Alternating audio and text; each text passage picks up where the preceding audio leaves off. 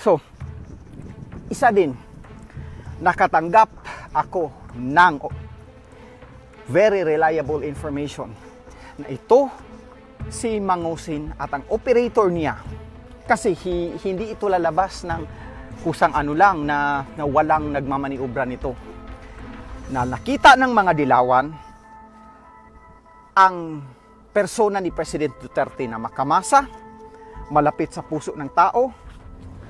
Ang mga DDS, ang mga tao ay pumanig sa kanya kasi he really did everything na parang they can relate because he is a street smart, because he is ay taong masa. So nakuha. Nakita nila na itong si Leni Robredo at nakita nila yung mga dilawan ni Trillanes, hate na hate ng mga DDS, hate na hate ng Filipino people. Pero gumawa sila ng persona. Sino kaya ang ilagay natin dito na wala pang bahid at from the outsider, unorthodox, unconventional, na mag-create tayo ng hero out of him na parang mahintulad ni Duterte para mapaniwala ang DDS, kasi they thought na tayo DDS ay bulok at hindi nag-iisip. Gagawin nila lahat, gagawa sila ng eksena para mapaniwala ang DDS. At here comes allegedly itong si Mangusin. Lo and behold, kinagat ng mga DDS. Kinagat at ginawang hero kasi namigay, kasi ganito. Hindi naman lang nag-background check. Ganon. Anong nangyari? Na-shot tayo sa kabo na ito palang allegedly si Mangusin ay pakana ng mga dilawan para makuha ang simpatiya para tayo mga DDS. Ay doon na kay Mangusin may bagong hero na alternative kay Duterte. Hindi ninyo yan na-realize? Hindi ninyo yan na ano? Hindi, di ba? Bakit? Kaya nga sabi ko, it is too good to be true, but I still gave him the benefit of the doubt. Kasi when he started, isa ako sa fans, katulad ninyo. Isa ako sa fans na katulad ninyo. But something was off. And meron tayong deducement process. Meron tayong tinatawag na critical thinking analysis, my logical. If there is a inconsistency, it must be a bluff. And if somebody would have 3 passport, 2 different names or so, you must be a dud. You must be a fraud. Pero mayroong ebidensya between sa kaibigan ko sa Canada at kakilala ko sa Europe at sa Jensen, na personal kong kilala, na ano yung rason nila na mag-file ng kaso at affidavit na sila ay na-scam. What is their interest na manira? If they have their own life, maliit lang silang tao, ordinaryo katulad. Sabi ko, totoo talaga. Ito kasi sila mismo, sabi, alam mo, totoo ito. Ano yan, impostor yan, ito ang nangyari sa, Sabi ko, my God. Tapos may mga anak sila. Yun pala ay palabas lang talaga ni Mangusin. So, ang sa akin lang is, wag tayong yung theatrical na para bang nagpalabas ng napakagandang kwento at storytelling na theatrics, at ang tao naniniwala. Hindi natin alam na penetrate na pala yung damdamin natin na DDS para mawalan tayo ng suporta sa kay Pangulong Duterte.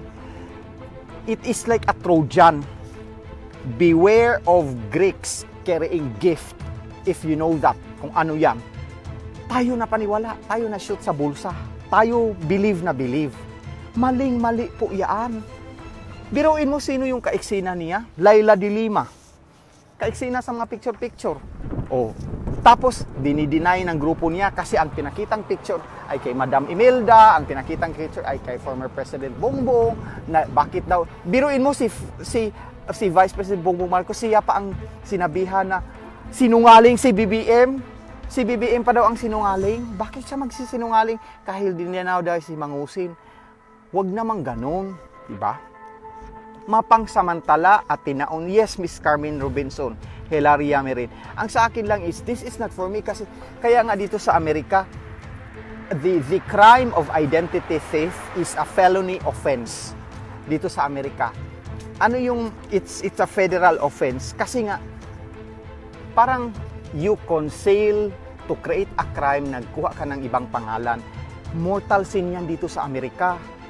Sa Pilipinas, sabi nila, okay lang yan kasi nga ang mga artista nga, hindi tunay na pangalan. Of course, okay lang because they have what they call screen names. They are known to that of their screen name. It is what we call common knowledge. But you can change your name. Kunyari, dito sa Amerika, kung mag-American citizen ka, kung palitan ang pangalan mo, instead ang pangalan mo ay say for instance, ang pangalan mo ay Monisit Dayon Ripal, o kung mag-American citizen ka, mag-pledge ka, papalitan mo ng Ronald McDonald, okay lang yan, you go through a legal process. You can do that in the Philippines also. You can go to the NSO, National Statistics Office. You have to file a pleading at a court of law, MTCC or RTC ba yan? Tapos, i-publish mo sa newspaper na magpapalit ka ng pangalan, magpapalit ka, you do it legal. As far as I know, he didn't do it. Sinabi lang niya na one day, nagising siya, sinabihan siya ng nanay niya na, from now on Francis Leo Marcos na ang pangalan mo, gusto ko yun na ang dalhin mong pangalan. Pwede ba yun? Kunyari ako, sinabihan ako ng nanay niyo, from now on Brad Pitt ka na kisya tong baa. Pwede ba yun? You don't need to be a rocket scientist to believe that. You cannot easily do that. Can you easily do that? Nasabihan ka lang, mali yun. Diyan pa lang, the elements is there. The elements sa paglilinlang is there. Ang Pilipino, madali talagang magupok ang puso. And I cannot blame you kasi initially ako ganyan. Naniwala ako sa kanya. Sabi ko, grabe talaga itong taong to, tumutulong talaga. Pinupost ko, nirepost ko dito. And then sa words niya, inconsistent. Sabi ko, hala, this is off. Tapos, siyempre, tatawagan ng mga vlogger, ganito. Tapos may information. Tapos mga kaibigan mo, padala ng affidavit. Tapos, office ni BBM, nagsabi ganun, impostor. Maniwala ka pa, hindi ako nag-comment, hindi ako nag-vlog, hindi lahat. Sabi namin, magantay tayo, mahuli ito. Nahuli nga. So, ang sa akin lang is, this is not for me. Kasi ako, hindi ako madaling mailad-ilad. Kasi I guard my senses, I vet out. You have to do probing. Ano yan? You have to have sets of questions.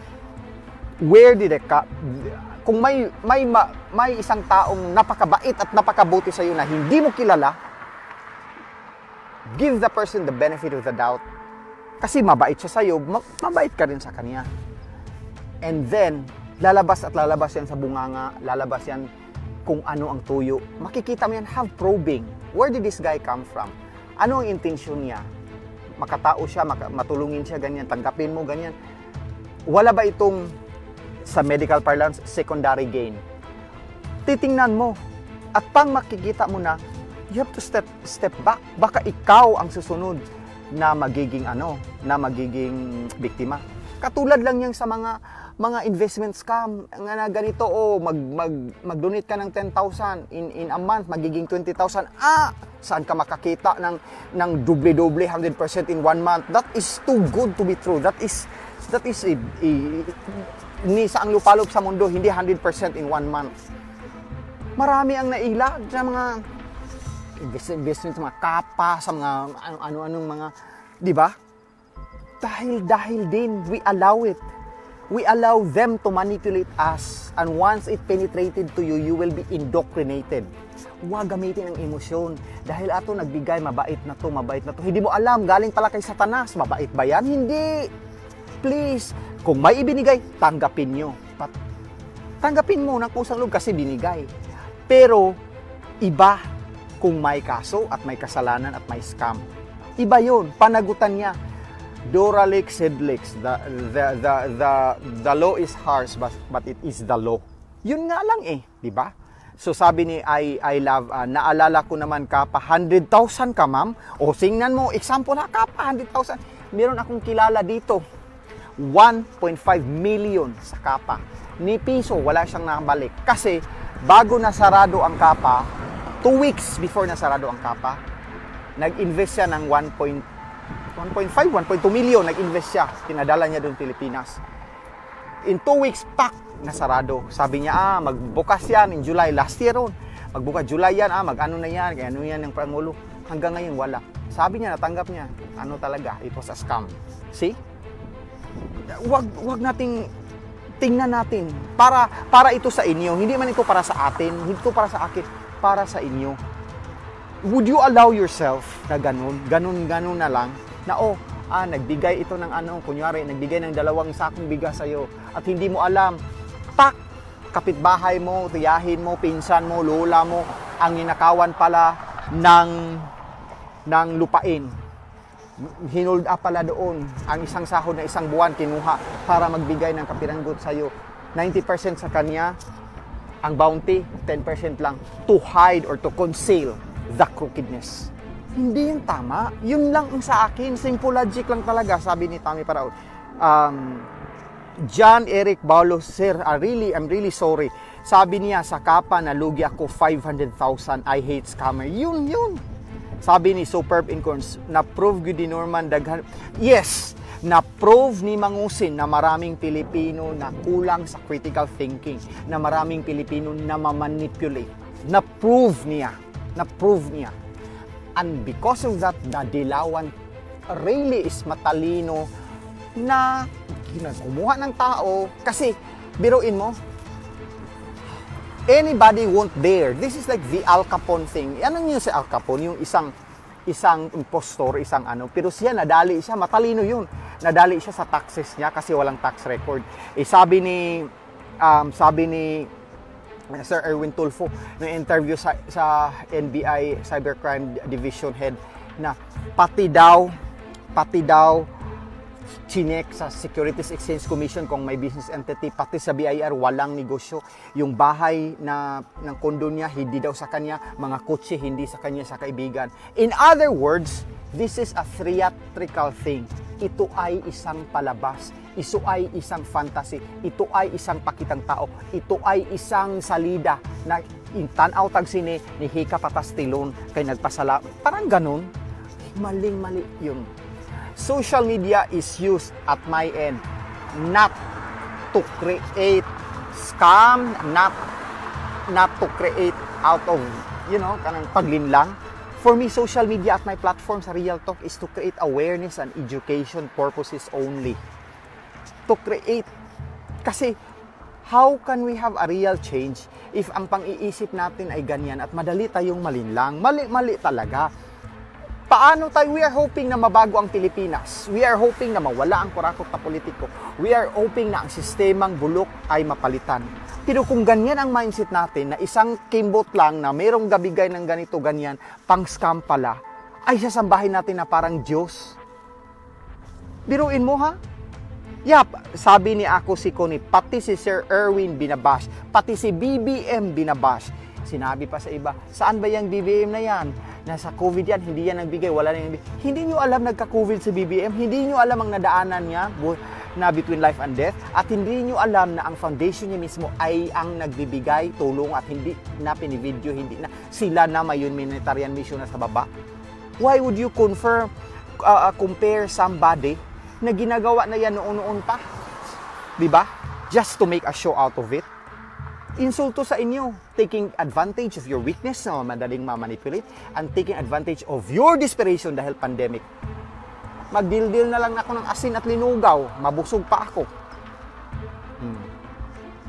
Lina Marine, puro daw naman basher ni FLM. Ma'am, itong mga affidavit na ito yung nagpapatunay. At since we are men of laws, the proper forum is the court. However, sabi ba niya, bring it to the court, bring it to the court. Meron akong magagaling na abogado. Meron siyang abogado. It's already at the court then. Pero bakit pa kayo may mga pautot-utot na ang mga grupo niya na nagsasabi, nakalabas na si FLM, nakaganito na.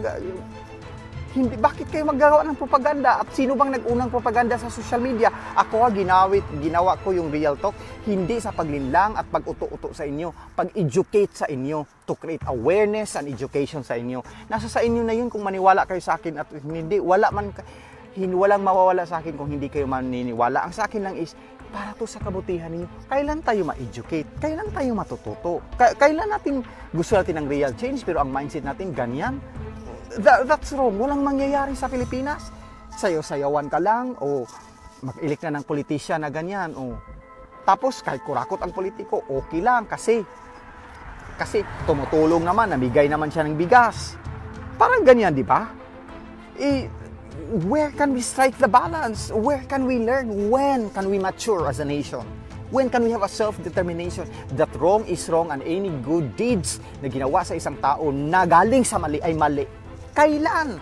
What will I gain from all of this? Bashing. I was not paid to do all of this. I'm just here to help you. It didn't give me any benefit or so. It gave me stress. But kailangan kong gawin para matulungan ang pag-iisip ninyo, to educate you, kasi kung wala ilan lang kami na dapat gawin ang tama. I mean, bakit ko i-stress ang buhay ko in the first place, na stress na ako dito sa, di ba? Wala talaga. Hindi naiisip ng Pilipino kasi ang iniisip sariling kapakanan, personal gain. Please, we cannot. It is a hopeless case. Our country is a hopeless case kung ganun ang pag-iisip natin. Biruin mo nga, dubling insulto yan. Dahil alam niya na mamanipulate tayo, sinakyan ng dilawan.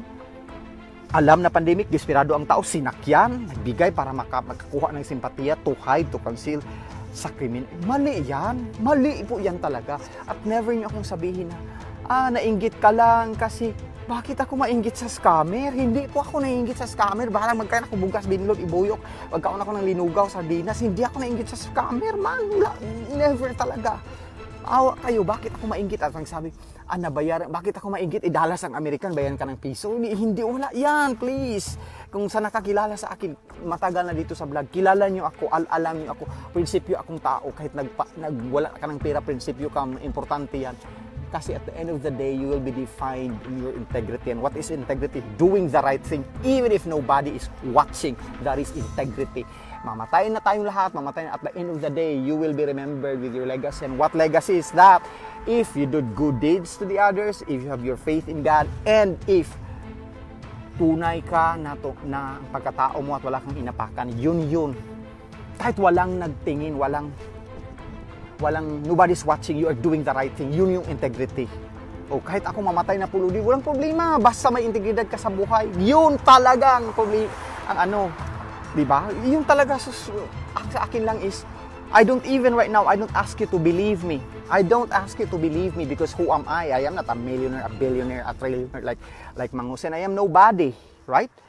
But please exercise your critical thinking. Have probing. Ask questions. What is this? Is this real? What is the intention? What will I gain from this? What will he gain from this? Will it do better?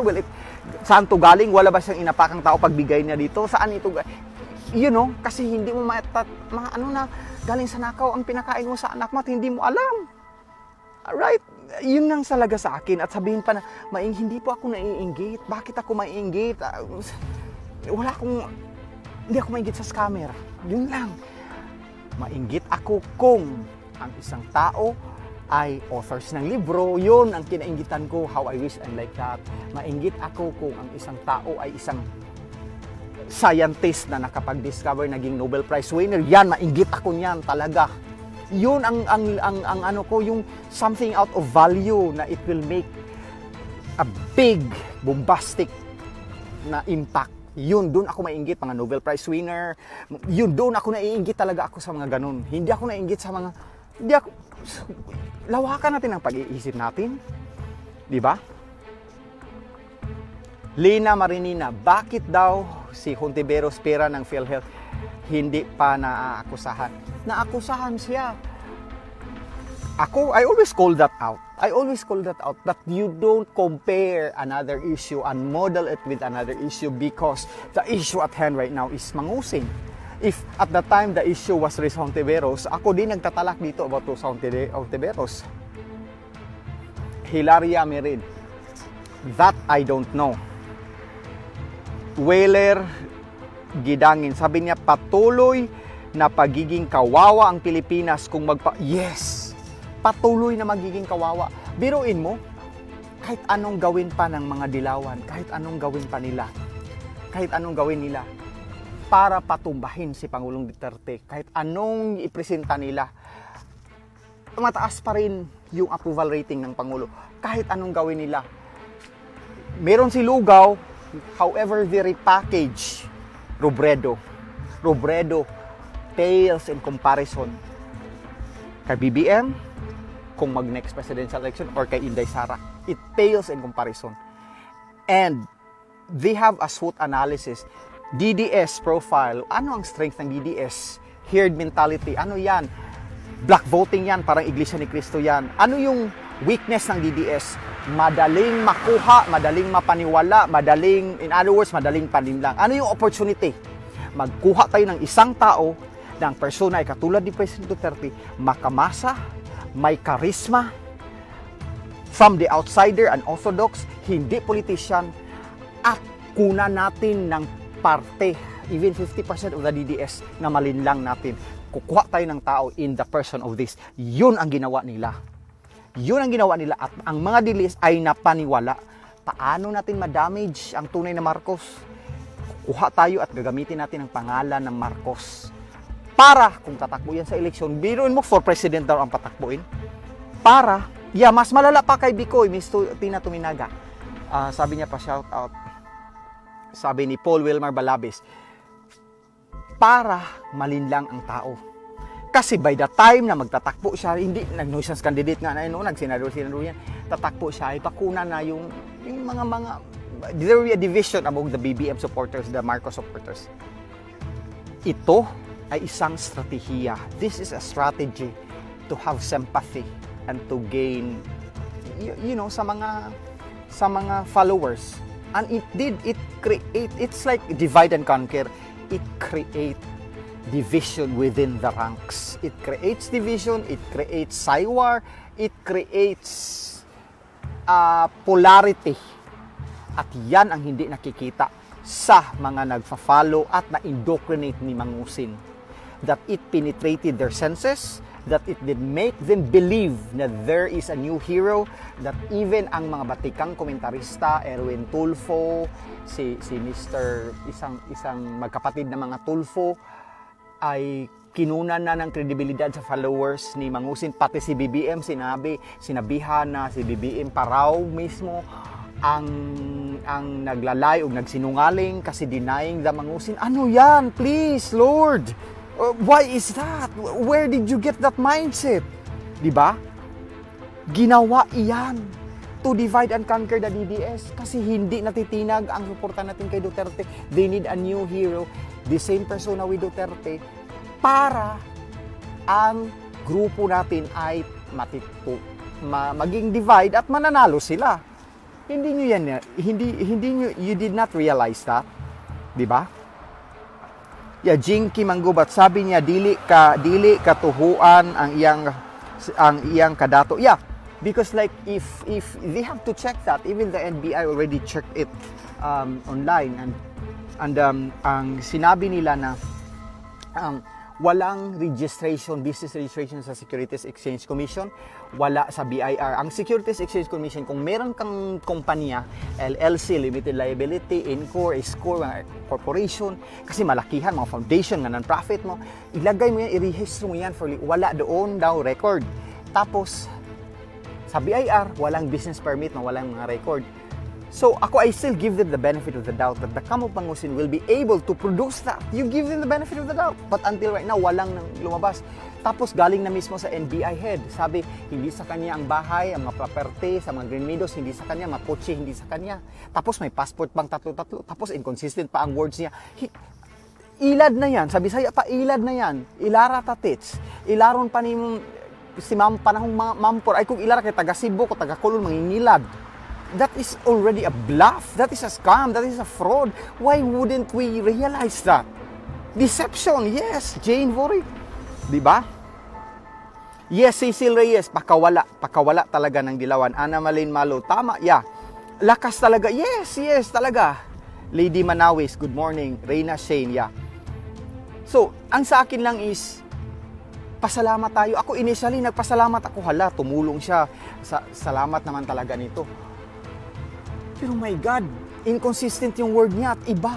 Kung ikaw tumulong ka na pak, hindi mo magbi-video ka pa ba sa YouTube? May kapalit pa ba? Oy, mag-like ako sa YouTube ko ha. Isang araw, 10 beses mag-YouTube. Isang araw, ganito mag-YouTube. Tapos magsabing, oh, nagdodonate ako 250 caban of rice kay Yorme Isko. Pag live ni Yorme, sabing gano'n, Mr. Francis Leo Marcos, 10 sacks of rice, 25 kilos each. That means dagdag bawas. That means whatever you promise to give, whatever you pledge during, kasi meron niyang philanthropy, meron niyang auction. Say, auction na painting, 2 million. Kung naka-attend kayo ng auction, may magsabing ganun, 2 million.25, 2 million.50, 2 million ganito, ganyan. Tapos may fundraising sa mga simbahan, fundraising maghimo tayo, gawa tayo ng simbahan na. May pledge yan, ikaw Mr. and Mrs. mag-pledge ako, 50 sako na simento, mag-pledge ako mga balas, yung buhangin, isang truck ng buhangin, Mr. and Mrs. Doktor ganito atori, mag-pledge ako mga hollow block, 1,000 hollow block, ganun yan, may mga pledge yan. Pero pag deliver na, ang pledge mo na 1,000 hollow block ay gagawin mo lang na 100 na hollow block. Fraud yun. Kasi ang pledge mo 250 sacks of rice, ang dumating 10 sacks of rice lang, tag 25 kilos. Pat alam natin, isang sack of rice sa Pilipinas is 50 kilos. Ang sabihan pa na, ay, edited yung live ni Yorme. Huwag ninyo kaming gawing bobo. You are taking advantage of the weakness of the people na napadala mo na hindi ko mali yun. Yun ang ayaw ko kasi I hate scam. I hate that. Kasi yun ang makapulubi sa Pilipino. Yun talaga yung ganong pag-iisip. Ang sa akin lang is, do not believe me, but I plead you. Open your mind. Don't be narrow-minded. Have critical thinking. Probe, ask questions, validate. So you arrive into a logical conclusion. You weigh things out, both sides of the spectrum, and decide. Ganun dapat. Paul Wilmar Balabe, sabi niya, crowdfunding, crowdsourcing. Tama. Hilaria Merin. Yeah. Tama. Maraming scammer ngayon, sabi ni Annabel Ireneo. So Maria Cristina Villanueva. Yes, nanahimik ang Dilawan. Biruin mo, kada kimbot noong unang about mga issues sa Duterte. Kahit anong sinong tao pa, sakay-sakayan. Ang Dilawan ngayon, parang wala. Wait and see tayo. Kasi ang DDS, gumulo, naguluhan, na-divide, nag-away-away. Kasi question na ang mga loyal na DDS at BBM supporters. Kasi meron ng bagong hero. They succeed in their manipulation. They succeed in their deception. They succeed in their narratives and in their storytelling because we allowed it. Right, Cecil Reyes? Right? Dirty game, yes, Miss Carmen Robinson. Yes, sabi pa, nagaya ang boses na Yorme. Si Yorme pa ang minasama. Si BBM pa ang pasamain. Bakit tayo ganyan? I don't ask you to believe me, but please, open your minds, open your heart. Hindi to para sa akin, para to sa inyo. Para magpunta kayo sa ibang bansa, sa Amerika, sa Europa, sa London, sa Middle East, sa Hong Kong. Pag may makita kayong kaibiganin kayo, ito, kaibiganin ko to kasi hindi kayo mailad, hindi kayo madaling mailad. Yun lang yun. Kung sa sariling bansa natin, mailad tayo, malinlang tayo sa kababayan natin na Pilipino. Kung hindi mo, you don't guard your senses and you don't critically think, paano na lang pag magpunta ka sa ibang lugar na iba ang lingwahe? Madali kang mailad, madali kang malinlang kasi you allowed it and you put your heart to it kasi you are emotionally being deceptive. Yun lang yun sa akin. Very gullible. Tama talaga. So, ang sa akin lang is maling-mali. Yun lang talaga. At huwag niyong sabihin na, nainggit. Bakit? Hindi ako mainggit sa scammer. Hindi man, bahalag magkain ako ng asin at nalinugaw. Hindi man ako mag-inggit sa scammer. Ang sa akin lang is mali yun. Maling-mali yun. And I don't condone it to anybody. Mali man yun. Hindi man yung tama. Diba? So, ang sa akin lang, Mr. Andres Bonifacio, ang sa akin lang is, sabi sa iba, ay nako, 3 years na akong nagpa-follow nito. Ano ito? Nabayaran ito sa mga mayaman na kalaban ni Francis Leo Marcos. Sabi nga ganun, ay, mag-ano ka na lang about COVID, about kalusugan, kasi believe ako sa'yo. Pero, ito, nainggit ka kay Francis Leo Marcos ba? Hindi ako maiinggit. Para to sa inyo, para hindi kayo malinlang. Bakit ako maiinggit? Anong makukuha ko ba? Ang sa akin, to educate you. Natatawa ako. Sabi nga ganun, ay, aalis na kami dito. Ma'am, sir, umalis kayo, okay lang po, okay lang sa akin kasi wala mang mawawala sa akin. Hindi man ako nagkapira dito, hindi man ako wala lang. Ang sa akin is, tumutulong lang ako na ma-realize niyo yan. Yun lang talaga. Yan, ganyan, Fermi Myers, sabi niya, scammer, laging bait-baitan. Ganyan, laging underdog. We love underdog. We love to be manipulated. We love to be emotionally decisive. Ganun ang tao. Kaya nga, sa ABS-CBN, iyak-iyak lang si Judian. Hala, ikaw din mag-iyak ka everyday kasi nag-iyak si Judian sa Maraclara, yung Faliruna, ano ba yung sa noon? Iyak-iyak ang tao. Hindi mo na-realize na ginawa ka ng mangmang, ginawa ka ng bobo, ginawa ka ng... kasi pag mag-iyak ang artista, ikaw din, hala, iyak-iyak ka rin. Araw-araw ginawa ng Diyos. Hindi normal mag-iyak araw-araw ginawa ng Diyos, ha? Hindi normal talaga. Sabi ko, this is a highest level of manipulation. The same thing ang ginawa. May isa bang bilyonaryo, kahit rags to riches, kahit hindi ka nakapag-aral, kung naging mayaman ka, meron kang sense of being class, sense of being finesse. Na, kung ako magyaman, hindi lang ngipin babaguhin ko ang mukha ko. Maligo ako ng glutathione kung ako bilyonaryo. Talaga lang. Oh. Hindi ganun. Tapos ganito. Ito ha, I have nothing. Kung mag-improve ang life natin, kasi nga, mahirap tayo noon, nakapag-aral, ang una mo talagang sasaluin at una mo talagang gawa ng bahay ay pamilya mo. Diba? Ganun man talaga. Ikaw, kung nakapuyo ka, nakatira ka sa penthouse na condominium, may building ka, may mga Bentley cars ka, may mga tabi-tabi ka around the world. Pero allegedly, sabi ni Sir Erwin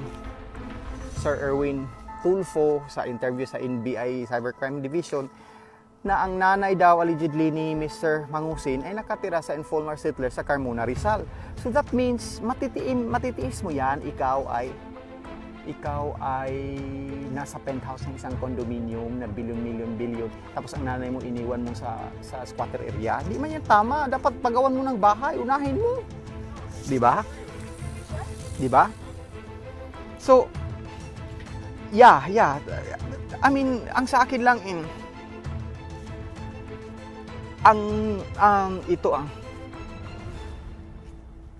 Ariel Dacanay, bakit ako mangloko? Ano yung vested interest ko na mangloko? In-educate ko lang ang tao. Ako pa nga ang nagsabi na, huwag kayong maniwala sa akin. Exercise critical thinking. Di man yun para sa akin, para sa inyo. Kung maniwala kayo sa akin, well, thank you. Kung hindi kayo maniwala sa akin, that's fine.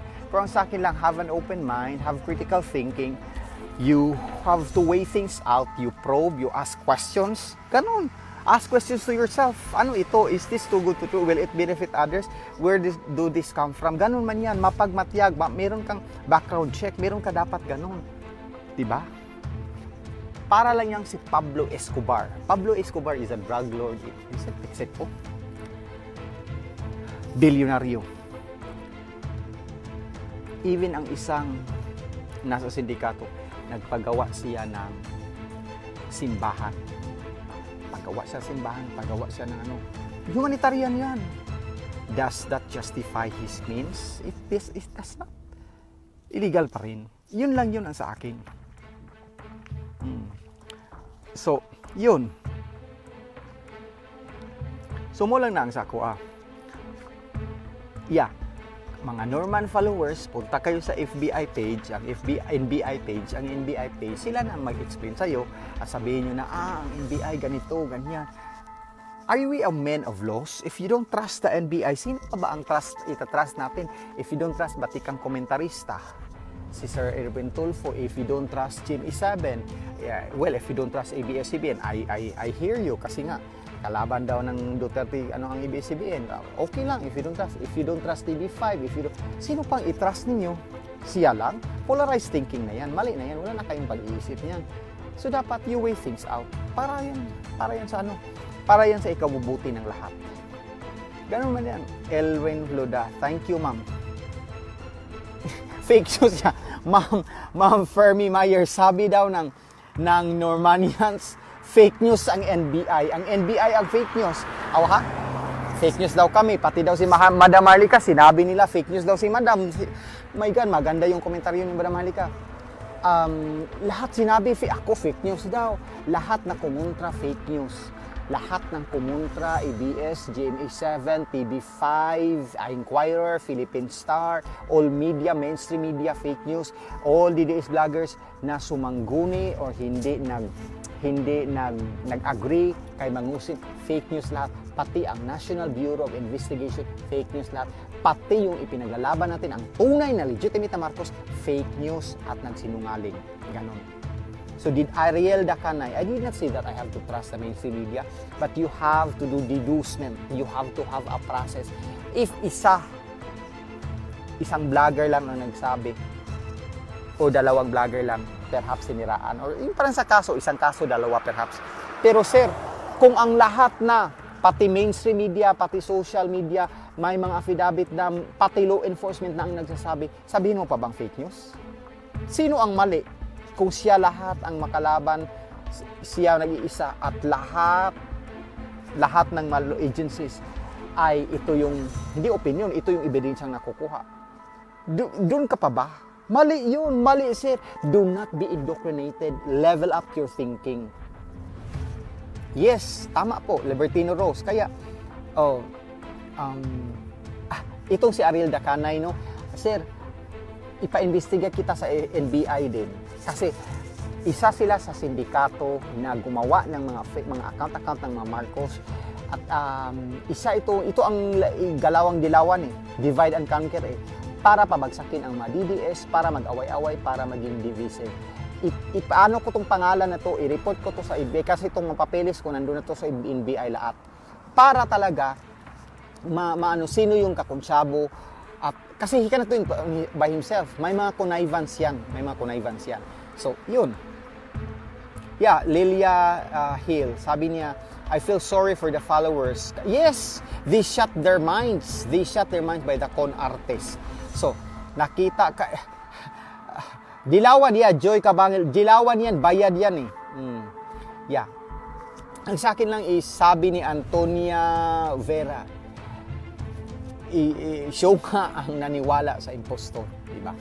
So, next, Masagana 99 Foundation.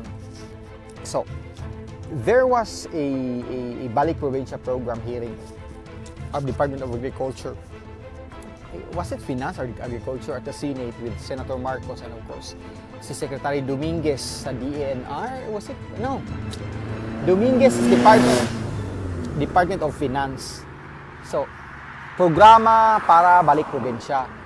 Na-mention doon ni Senator Amy nga Masagana 99. Masagana 99 is very brilliant ang ambisyon noon.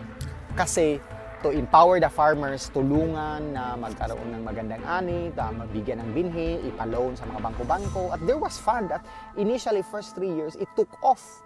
We were number 1 in Asia in rice production by then. Eventually, naglaho, nabankrupt ang mga bangko kasi hindi na-sustain. At sabi ni Dominguez, ang Masagana Foundation ay naka-bankrupt sa mga bangko. Totoo. Pero, kasalanan ba ni Marcos? Hindi. Hindi kasalanan ni former President Marcos kasi initially it took off, hindi na-sustain kasi ang nangurakot ang mga nasa baba na mga taga-bangko, mga rural bank. Sila yung nagyaman, sila yung kumuha sa pera. At huwag niyong sabihin na si Marcos ang nagnakaw, kinuha. No, wala sa nag-beneficiary. At to compare, panahon ni President Marcos, Masagana 99 versus naman panahon ni Aquino, Jacinda Luisita. So, and meron si Dominguez na personal motive kasi sa panahon ni Aquino, siya yung Department of Environment and Natural Resources or Department of Agriculture na secretary. See? So, may personal vendetta, right? So, wag nating lagyan ng politics. Yun lang. Daisy Sigman, salamat po. So, thank you lahat. Lahat sa inyo lahat. Ariel Dacanay, isang dilawan kasi sabi niya si Pinoy Ako Vlog, nakita ba na pinapunta sa NBI? Hala, pro Pinoy Ako Vlog ito. Tapos sabi niya si Mocha na nakailang visit sa NBI. Madam Mocha, hello Madam Mocha, is only invited to explain her side. No cases were filed, she was just there to explain and to elaborate. At kung sabihin mo kung si Si Pinoy Ako Vlog, nakita bang pinapunta sa NBI? Hindi ko alam. Pero ang alam ko, meron din silang kasukaso noon ng mga libel, but I'm not privy to it. Hindi ko alam yan. And I'm not interested on her. Wala akong interest sa kanya. Ikaw, nandito ka, napagmatyag ka dito, Ariel Dacanay, isa kang Dilawan at isa kang Trojan at isa ka sa grupo ni Francis Leo Marcos to divide and conquer ng mga Pilipino.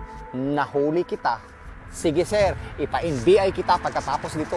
Ilagay ko yung yung profile mo, IP address mo, lahat-lahat. Okay? Marvin Dayawon, sobrang tanga ang halatang Dilawan. Tama. Thank you for tuning in Real Talk Discussion That Matters. Hello to my family, relatives, and friends all over the world. Salamat and God bless. I love you all. Bye-bye.